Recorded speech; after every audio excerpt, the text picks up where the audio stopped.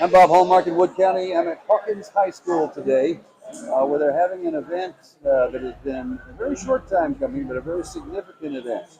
If you've ever read the story, The Little Red Engine That Could, here's a story we're going to tell you about what you can do if you try. Now we're here for a very special reason, which is the opening of Ag Center and Band Hall, and this is the new Ag Building in Band Hall, and we also have some other things that go along with it. And to talk a little bit about how this came about, we're going to be joined now by Ag teacher Matt Byrd. Hi. And now, Matt, tell me a little bit about, first of all, what happened here? How did we get to this point? Well, you know, our program has grown tremendously over the past several years. We were really just busting at the seams in our old facility and needed the space. Our classes are large, and our community recognized that, and we put a bond together out in 2020.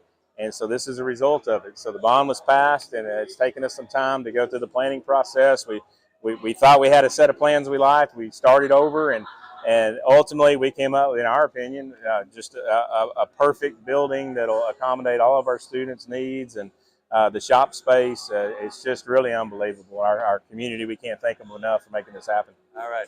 Now, take a look over Matt's shoulder. Today is the grand opening of this facility. Now, you can see that it's an expansive facility, and it has a lot. Now, what you can't see is what all of the components that go along with this building. It is not just this main hall right here. There are several other things. Now, Matt, talk about, we also have a livestock building. We do. We got a brand new livestock center. It's 15,000 square foot. Our kids can now house all of our cattle, our show goats, lambs, hogs. We've got heated wash rack space. We've got a nice feed room. We actually have a surgical room in there. So our vet med students will now assist when we have surgeries. We have a medicine room. It's just a really unique facility in itself. And so we never had one before. And I want to stop you there now. Yeah. And that's not all. As you recall, the small town of Hawkins and the high school here has made national news several times with their beekeeping, students that have started here. Now, as I remember, it started as a very small project, and then it grew into a monster. It did. And something has happened now with this facility that is kind of a first. I don't think I've ever heard it anywhere else in the country. You have a first here, don't you? We do. It's real exciting. We've got a honey processing facility now, and to our research, the only one in the state of Texas, the only one in the nation on a high school campus. And so in this room or this facility, it will house our beekeeping team. They will do all their honey processing and marketing, their labeling. Everything will happen in that one facility. And when it comes time to process hives or frames, we've got a nice area to do that. It's all food grade. We can wash the floors and the walls down, and it really, so that beekeeping program started out with 4 young ladies, and we've got a name for it, 4G, for 4 girls that started it, and we've got over 24, 25 students this year in it, and that continues to grow. So when we were doing the planning process of this building, we thought, how unique would that be to actually have a room or a laboratory, a learning lab for those students to be in, and we've got it now, and it's awesome. I mean, amazing. Yeah, it is, absolutely. Now we're going to show you some pictures here, a little tour we took earlier. Now these are the classrooms. This again, it's a very expansive building here. There are classrooms, there are also labs, there are also areas where you can see there's a floral area where one of the teachers actually teaches some horticulture and things of that nature. That's right. So there's quite a lot that goes along with this.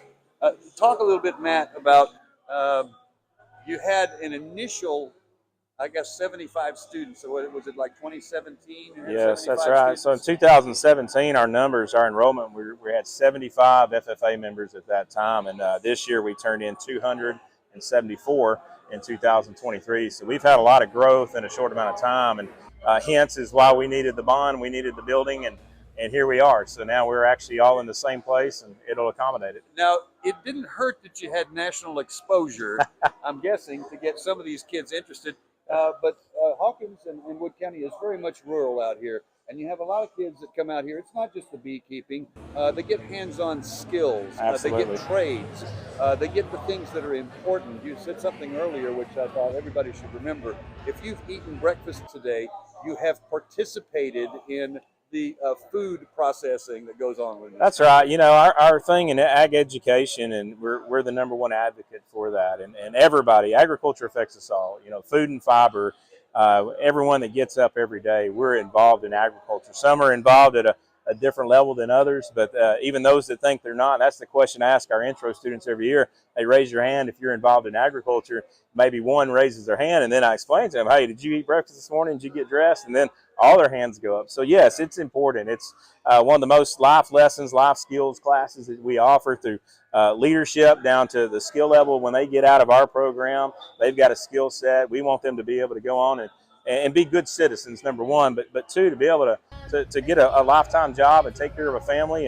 And when it comes back to the agricultural side of it, if they want to know, should know how to build something or grow something, and they got that experience from high school, and that's one of our main, probably our number one as far as why we do what we do. For me, in my opinion, is that we touch every life that way, and that's important for all of us. Very important, especially when you teach kids not only life skills, but you're teaching skills that are going to be beneficial to them for a lifetime. That's right. That's right. We get kids in the trades, welding, fabrication, metal, all of those things. If you have those skills, it doesn't matter what industry goes away.